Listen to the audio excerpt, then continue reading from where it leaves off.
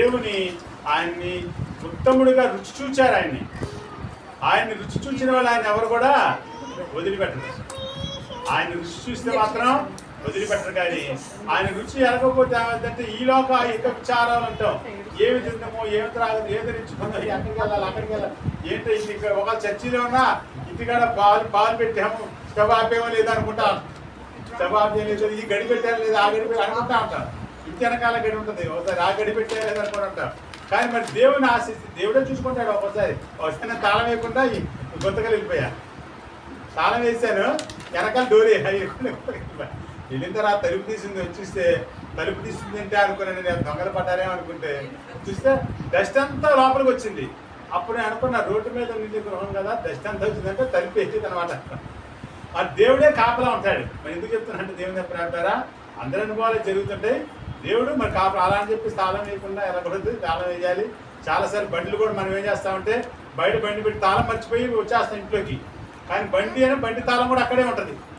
చాలాసార్లు నేను రోడ్ల మీద చూసా. చిన్నపల్లి కూడా ఒకసారి ఒక రోడ్డు మీద బండి పెట్టేసి ఆయన లోపలికి ఎక్కడికో వెళ్ళిపోయాడు. ఆయన తాళం కూడా ఉంది. అలాగే దేవుని ప్రేమలరా మరి దేవుని బిడ్డలకి ఆశ్రయించువారు ఆయన ధన్యులను సెలవిస్తారు. మరి అలాగే ఉత్తముడని రుచి చూసి తెలుసుకున్న ఒక భక్తుల గురించి మనం తెలియజేస్తాను మీకు. దేవుని ప్రేమలరా చెప్పుకొని మనం ముగించుకుందాం. మరి ఇక్కడ చూసినట్లయితే యెహోవా దేవుడు ఉత్తముడని రుచి చూసి ఎవరు తెలుసుకున్నారో అని చూసుకుందాం. ఒకసారి చూడండి, లూకాసు వార్త 10వ అధ్యాయము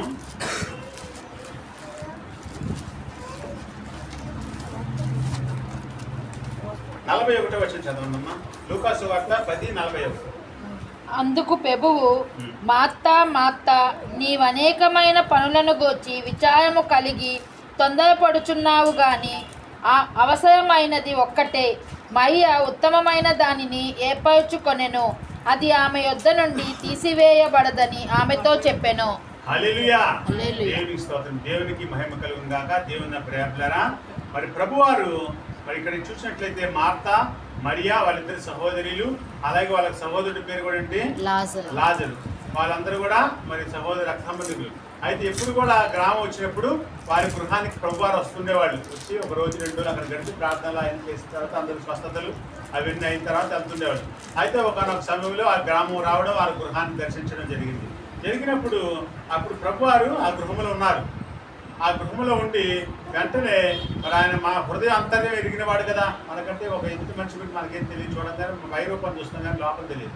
మరి ప్రభువారు వెంటనే అక్కడ చూసినట్లయితే అక్కడ ఏమన్నాడు, అందుకు ప్రభు మార్త నీవు అనేకమైన పనుల గురించి విచారము కలిగి ఉన్నావు అని.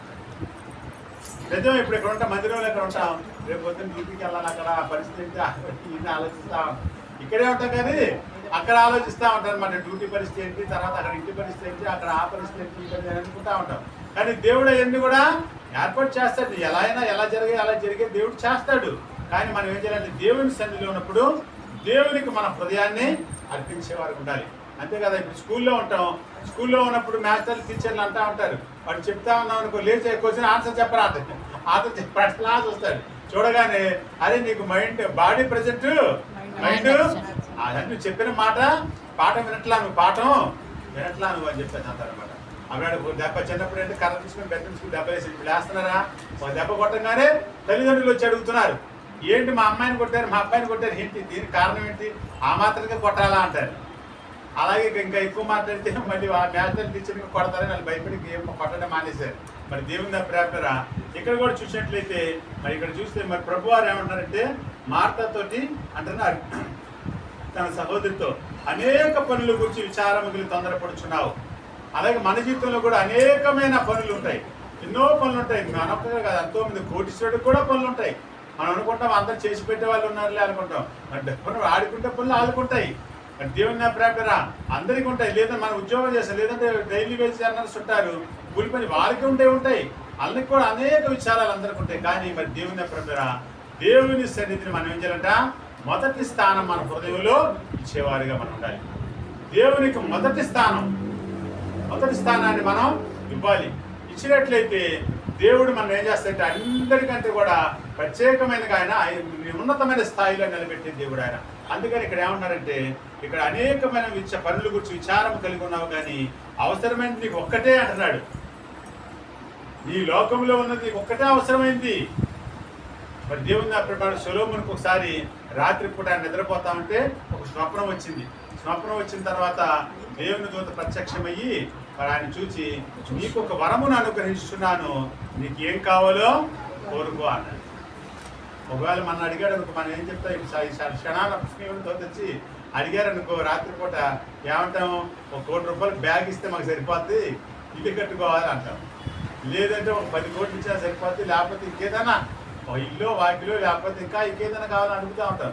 లేదా 1 కేజీ బంగారం ఆడవాళ్ళు అడిగారు అనుకో, బంగారం కాబట్టి 1 కేజీ బంగారం ఇవ్వరు, మాకు సరిపోద్ది, జీవితకాలం ఏంటి ఒక్కొక్క ఉంగరం ఒక్కొక్క చైన్ కొనుక్కోవడం అంటే 1 కేజీ ఇచ్చామనుకో సరిపోద్ది అని. లేదా బట్టలు, ఇలాంటి కోరికలను వస్తాయి, లోకంలో ఉంటాం కాబట్టి.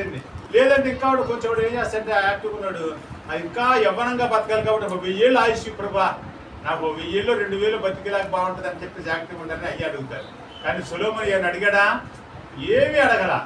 ఏమి అడిగాడంటే, ప్రభా ఇశ్రాయేలు అందరిని పరిపాలించడానికి రాజుగా నన్ను ఏర్పరచు, కానీ నాకు జ్ఞానం సరిపోదు, ఇంతమందిని పరిపాలించాలంటే నాకు జ్ఞానం లేదు, మరి తెలివితేటలు కూడా అంతంత మాత్రం నాకు మరి చూస్తే మరి నాకు జ్ఞానము కావాలి. అలాగే మరి దేవుని మరి భయభక్తులు కలిగి ఉన్నారు కాబట్టి, దేవుని విశ్వాసం ఉన్నారు కాబట్టి దేవుని జ్ఞానమును నాకు ఇవ్వండి అని చెప్పేసి అడిగాడు. నేను ఆయన భయభక్తులు కలిగి ఉండాలి, అలాగే ఉత్తమమైన దాన్ని ఏర్పాటు చేసినట్టు దేవుణ్ణి ఎందుకు భయభక్తులు కలిగి యథార్థత కలిగి ఉండాలి కాబట్టి అనేసి అంటే జ్ఞానం అడిగేప్పటికీ దేవుని దగ్గర ఆశ్చర్యం వేసింది. ఏంటి రాజులు తలలను అడగలేదు, చుట్టుపక్కల అంతా రాజులు ఉన్నారు. మరి అలెగ్జాండర్ ప్రపంచాన్ని జయించాలని ఒక కోరికతోటి బయలుదేరాడు. అలాగే ప్రపంచానికి రాజు అవ్వాలని కోరలేదు. అలాగే శత్రురాజులు తలలు అడగలేదు, అలాగే ఐశ్వర్యం అడగలేదు, అలాగే బంగారం అడగలేదు. మరి చూస్తే దీర్ఘాయువును కూడా నువ్వు అడగలేదు. మరి దేవుని ప్రేమ నువ్వు అడిగింది జ్ఞానము. జ్ఞానం అనగా ప్రభు నేనే అన్నాడు ఆయన. జ్ఞానం అంటే ఎవరు? దేవుడే. చూసారా, జ్ఞానం అనగా దేవుడే. దేవుడిని నువ్వు కోరుకున్నావా? అయితే నీకు దేవుని కోరుకున్నావు కాబట్టి నీకు సమస్తము కూడా ఇస్తున్నాను, తీసుకో అన్నాడు. వెంటనే ఉలికిపల్లి లేచాడు.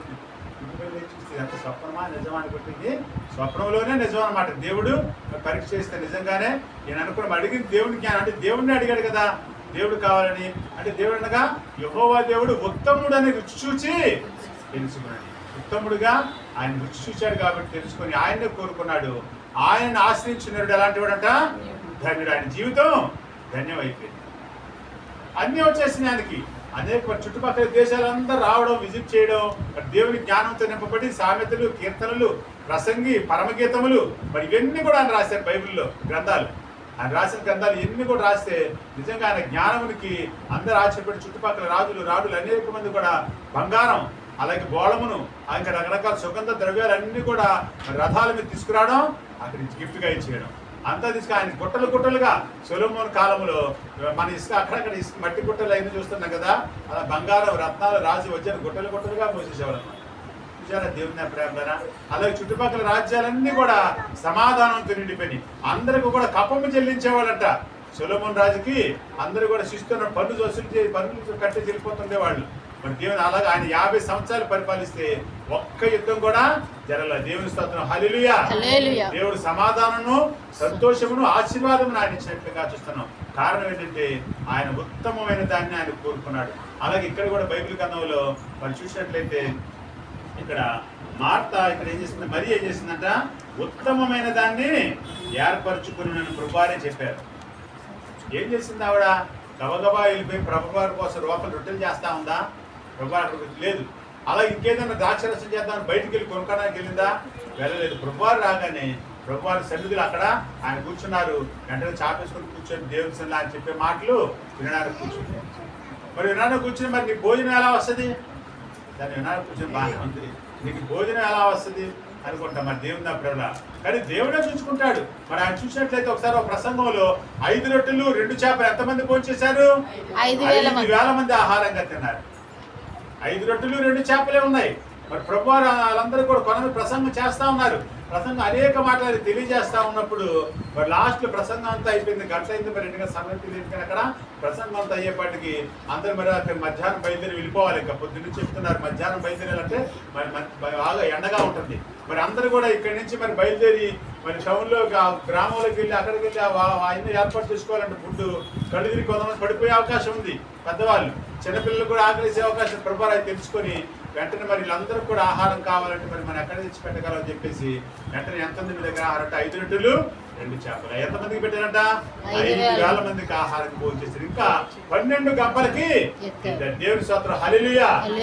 దేవుని ప్రేమ దేవుడు మరి వారందరూ కూడా ఉత్తమమైనది మరి దేవుని సన్నిధిలో దేవుని యొక్క మాటలు వినడమే మరి మొదటిగా మనం ఇవ్వాల్సిన స్థానం. అలాగే ఇక్కడ చూసినట్లయితే మరి మరియ కూడా ఏం చేస్తుందంట? ఉత్తమమైనది ఏర్పాటు చేసుకుంది. మరి అందుకని ప్రభువు అంటున్నాడు, ఆమె యొద్ద నుండి అది తీసివేయబడదు, ఆమె తీసివేయబడదు. దేవుని ప్రేమలారా, నీ బైబిల్ నీకుంది. ఈ బైబిల్ ఎవరన్నా దొంగిలిస్తారా? బైబిల్ ఎవరు దొంగిలిస్తారా? ఒక ఉంగరం పర్సు లేకపోతే పోతావు, కానీ ఈ బైబిల్ ఎవరు ఎవరు దొంగిలించేవారు కాదు. ఎందుకంటే మరి దేవుని ప్రేమ ఇది ఎంతో విలువైనది. మరి వాక్యంలో చెప్తున్నాడు, వేల కొలది వెండి బంగారు నాణ్యముల కంటే కూడా నీవు ఇచ్చిన ధర్మశాస్త్రము మేలైనది అని చెప్పేసి అంటున్నాడు భక్తులు. మరి అంతబట్టి విలువైన ధర్మశాస్త్రం అలాగే ఉత్తమమైనది ఆయన్ని మరి ఏర్పాటు చేసుకుని మరి సొలొమోను కూడా ఆయన అడిగే కోరికలు ఆయన ఏం చేశారంటే ఉత్తమమైన మరి జ్ఞానం అడిగినప్పుడు ఐశ్వర్యం అంతా కూడా ఆయన చెట్లుగా చూస్తున్నాం. ఇక్కడ కూడా చూసినట్లయితే మరి దేవుని ప్రేమలరా ఆ గృహానికి వచ్చినప్పుడు ఆ గృహంలో మరి ఏం చేసింది అక్కడ చూసినట్లయితే మరియా ఉత్తమమైనది ఏర్పాటు. మన జీవితంలో కూడా మరి దేవుని సన్నిధికి మనం మొదటి స్థానం ఇచ్చేవారిగా మనం ఉండాలి. దేవుని యొక్క మాటలకి అలాగే దేవుని ప్రార్థనకి అలా ఉదయకాలం లేచిన తర్వాత మనం ఏం చేయాలి? ప్రార్థన. మొదటిగా ప్రార్థన చేసుకోవాలి సన్నిధిలో. మరి మొత్తం చాలా మంది పొద్దున్నే లంకనే ఏం చేస్తారంటే అప్పుడు కొంతమంది వెంటనే సెల్ ఫోన్ చూస్తారు. అయినొక్క వార్తలను నేను చూసుకొని ఇన్స్టాగ్రామ్, ఫేస్బుక్ ఇవన్నీ కూడా చూసుకొని లాస్ట్కి ఎన్ని అయ్యేప్పుడు ఒక అరగంట అయిపోతుంది అనుకుంటాం. మరి ఎన్ని కాకుండా మరి దేవుని వాక్యాలు మనం పెడితే వేరే విషయం దేవుని ప్రేమ మంచిదే. మరి దేవుని సన్నిధిలో మనం ఏం చేయాలి? ఉదయకాలం లేచి దేవునికి సమయాన్ని ఇవ్వాలి. వాక్యాలు పెట్టడంలోనూ లేదా సువార్త పరిచర్య. ఒకసారి ఏలూరు మేడం గారు ఫోన్ చేస్తే మరి దేవుని పరిచర్య ఎలా చేస్తానంటే రోజుకి 1500 మందికో మరి 1000 మందికో సువార్త పరిచర్య చేస్తానే వాక్యాలు పెడతా ఉన్నాను అంటారు. సార్ నిజమే. మరి అన్యులైనా సరే ఒక వాక్యాన్ని మనం పంపిస్తే దేవుడు వారితోటి మాట్లాడతాడు. ఉత్తమమైనది అనమాట. మరియా ఉత్తమమైనది ఏర్పాటు చేసి అలాగే మరి దేవుని ప్రేమ మరి ఉత్తమమైనది మనం ఏర్పాటు చేసుకోవాలి. అది మన వద్ద నుంచి తీసివేయబడదు. ఇంకా మన వద్ద నుంచి ఎవరు కూడా తీసివేయనిది. మరి దేవుని ప్రేమ మరి దేవుడే ఆయన కాపుదల, ఆయన కంచెని మనకి ఇచ్చే దేవుడు అట్లుగా మనం చూస్తున్నాం. మరి సొలొమోను మనం చూసాం. అలాగే మరి దేవుని బిడ్డ అనేక మంది కూడా మరి దేవుని సన్నిధిని మరి విడిచిపెట్టేవారు. మరి హిజ్కియా కూడా పెందలక్కడే ఆయన సన్నిధికి ఏం చేశారంట? ఆయన రాజుగారు ఉంటే మరి ఎంతో పనులు ఉంటాయి కదా, ఎన్నో మరి ఆయన విలాసమైన జీవితం. రాజు పెద్దలకు అధికారులను ఆ సహస్రాజు అందరిని కూడా సమకూర్చుకొని వేసారట దేవుని సన్నిధికి వెళ్ళేవారిగా మనం చూస్తున్నాం. మనం కూడా మరి దేవుని సన్నిధిలో మరి సమయాన్ని గడిపే వారికి ఉండాలి. మరి ఒకవేళ చిన్న చిన్న పనులు మనకు ఉండొచ్చు, ఏదైనా ఎగ్జామ్స్ ఉండొచ్చు. అలా ఎగ్జామ్స్ ఉన్నా ఏదున్నా సరే మరి దేవుని ప్రేమరా ఆ పనులు మనం చేసుకోవాలి. అవకాశం ఉన్నప్పుడు అవకాశం తప్పనిసరి అయితే వేరే, కానీ మరి దేవుని సన్నిధిని మాత్రం విడిచిపెట్టేవారుగా మనం ఉండకూడదు. ఎందుకంటే ఆయన మనం విడిచిపెట్టాడు ఆయన. ఎందుకంటే మీ అతను తీసివేయబడదన్నాడు. మరి సొలొమోను కూడా జ్ఞానమునిచ్చి మరి సమస్తము ఇచ్చిన దేవుడు మరి మనకు కూడా ఆయన ఇచ్చాడు. ఇందాక దేవుని దాసుడు చెప్పాడు, యెహోవా మీకు దొరుకు కాలమందు ఆయనను వెతకండి అంటున్నాడు. కొంతకాలానికి మీకు సువార్త అందకపోవచ్చు, బైబిల్ కూడా ఉండకపోవచ్చు, సువార్త చెప్పేవారు ఉండకపోవచ్చు, దేవుని మందిరాలు కూడా ఉండకపోవచ్చు. దేవుని ప్రేమ ద్వారా అప్పుడు మనం ఏం చేస్తాం? మరి మనం చదువుకున్న మాటలు, వాళ్ళు నేర్చుకున్న ప్రార్థన, నేర్చుకున్న పాటలతోటి దేవుని స్థితిస్తూ గణపరిచేవారుగా ఉండవలసిన సమయం రాబోతుంది. అంత్యకాలం రాబోతుంది. అంత్యకాలంలో అందుకే సిద్ధపడాలి. అంత్యకాలం అప్పుడు సువార్త కోసం ఎక్కడ ఎదిగినా ఎవరు చెప్పేవారు, బైబిల్ కోసం ఎదిగినా అక్కడ కూడా బైబిల్ కనిపించదు. మరి దేవుని ప్రేమ ఈ ప్రపంచం అంతా కూడా మరి చూసినట్లయితే ఈ బైబిల్లోనే ఉందంట. ప్రపంచం అంతా కూడా మరి జరగబోయేది, మరి జరిగింది, జరగబోయేది కూడా మరి చూస్తే present tense, past tense, future tense, ఈ 3 కాలాలు కూడా ఈ బైబిల్ గ్రంథంలో మరి చదువుతూ ఉండగా మరి ఎన్నోసార్లు చదివితే కానీ అర్థం అవుతుంది. ఒకసారి చదివినా అర్థమయ్యేది కాదు. అలా దేవుని సేవకు దేవుడికి అనేకసారి 10 సార్లు 20 సార్లు చదివితే ఎంతో జ్ఞానంతో దేవుడు నింపడతాడు. మన సొలొమోనుకి దేవుడు జ్ఞానం ఇచ్చాడు. అటువంటి జ్ఞానాన్ని మనందరం పొందుకునే వారికి ఉండాలి. అలాగే చూసినట్లయితే మరి ఉత్తమమైన దాన్ని గురించింది. అటువంటి ఉత్తమం మన యొక్క నుంచి ఆయన తీసివేయబడదు. మరి సమస్తమును కూడా మరి దేవుడు అన్ని కూడా దేవుడు మనకి ఇచ్చే దేవుడినట్లుగా మనం చూస్తున్నాం. మరి అక్కడ చూస్తే మరి మార్తా, మరి మరియా, అలాగే లాజరుని ఆ కుటుంబానికి దేవుడు గొప్పగా ఆశీర్వదించాడు. అలాగే లాజరు కూడా మనకు తెలుసు కదా, ఆయన ఒకసారి చనిపోయి 2 దినములు అయింది. అయినా సరే 3వ దినమున ప్రభువారు వచ్చి ఆయన్ని బ్రతికించినట్లుగా చూస్తున్నాం. మరి దేవుని ప్రేమరా మన జీవితంలో కూడా వీడి వారిని జీవితాలు ఆయన చిగురింపజేసే దేవుడు ఆయన. మరి ఆయన చనిపోతారనుకున్న వారు కూడా బ్రతికించే దేవుడు, అనారోగ్యంతో ఉన్నవాడు కూడా ఆరోగ్యం ఇచ్చే దేవుడు. అందుకని అంటాడు, నిన్ను స్వస్థపరిచే యెహోవాను నేనే అంటున్నాడు ఆయన. మరి గొప్ప స్వస్థతని, ఆదరణను, నెమ్మదిని, సమాధానం మనం పొందుకునే వారిగా మనం ఉందాం. ఈ పరిశుద్ధ వాక్యం దేవుడు తన బిడ్డలో దీవించును గాక. ఆమేన్.